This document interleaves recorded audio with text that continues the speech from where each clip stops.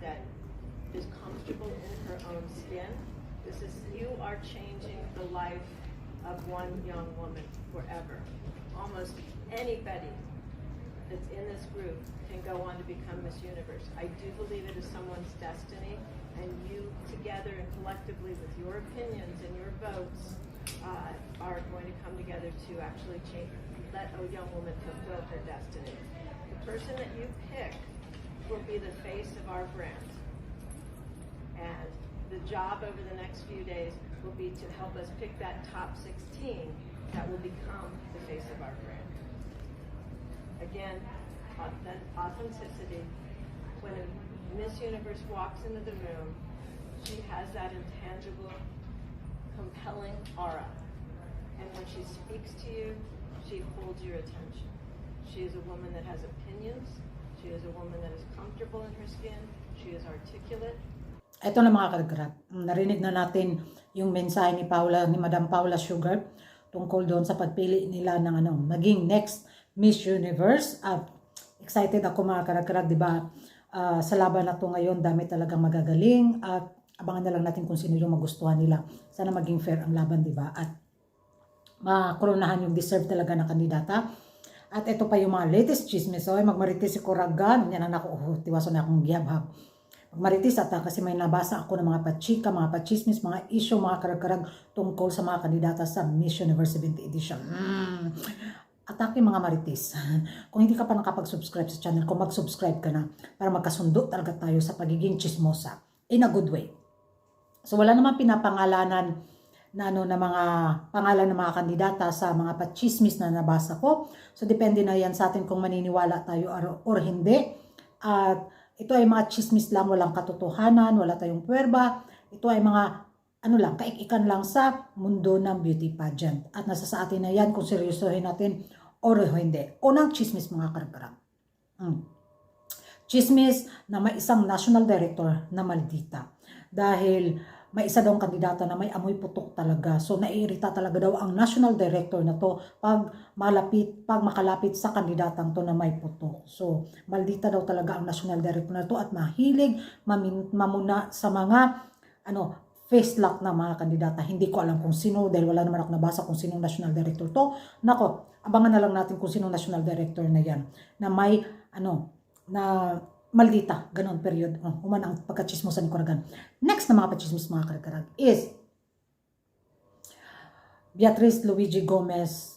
Kailangan daw talaga ng energy dahil nakikitaan daw talaga si Bia doon na kulang sa energy mga karag-karag. Yun yung mga pachismis na nabasa ko at sana daw sa darating na final makita daw yung energy ni Bia dahil nakukulangan daw talaga ang mga doon sa kilos ni Beatrice. Sana lang, hintayin lang natin, wala pa naman yung final, di ba? Saka na tayo na yung pumuna sa magiging performance ni Bia pag makita na talaga natin yung performance niya sa final. So ngayon, yun lang yung mga pachismis na nakulangan sila kay Bia. Wala pang preliminary, wala pang final, di ba? So wag tayong atat, ganon.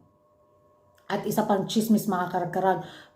At ito pa yung isang chismis mga karag-karag na nawindang talaga ako ng bongga. Grabe. As in, para kung, totoo ba to?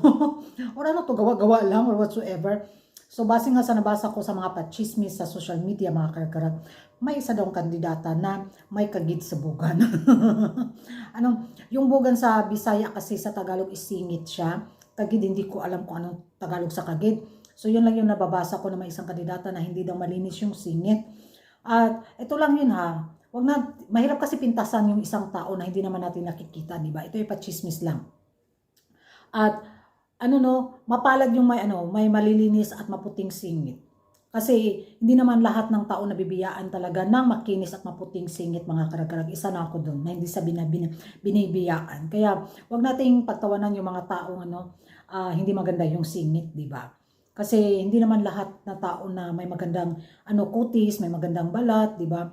At kaya, yun, kung ma-reveal man nila ang pangalan ng kandidatang to, siguro puno ng bashings na magaganap sa social media. Kaya, okay na rin yun na hindi nila binanggit kung sino yung pangalan sa kandidatang to na walang pinagpalang bugan mga karag-karag. Kaya yun yung mga pachismis ba na nawindang talaga ako. At ito pa yung huli kong chismis mga karag-karag bago magtatapos si Kuragan at bago ko tapusin tong pagkain ko ba.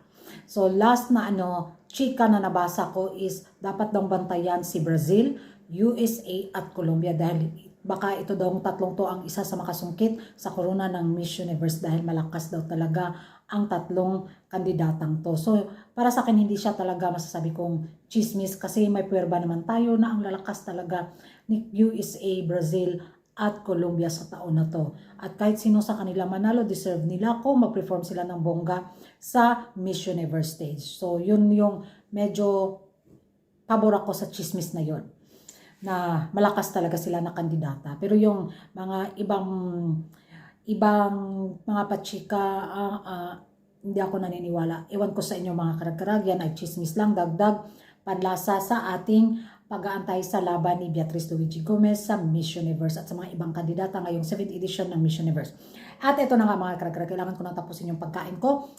Ayan na mga karag-karag, ano ang masasabi ninyo sa statement ni Madam Paula Sugar tungkol sa pagpili nila sa next Miss Universe? At ano masasabi niyo sa mga pachismis na to? Isa rin ba kayo sa naniniwala or wala lang?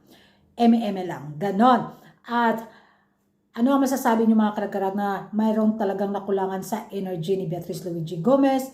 At ano rin ang masasabi ninyo na malakas nga ang laban ni Colombia, Brazil at USA? Isa rin ba kayo sa naniniwala na isa silang dapat bantayan na kandidata para sa corona? Mag-ingay tayo sa comment section mga karag-karag. At kung bago ka pa lang sa channel ko at kung mahilig ka sa pang-pagod vibes na reaction video sa beauty pageant, don't forget to like and subscribe my channel Kuragan Karag. Ang babae lagi ng karag-karag. And see you in my next vlog.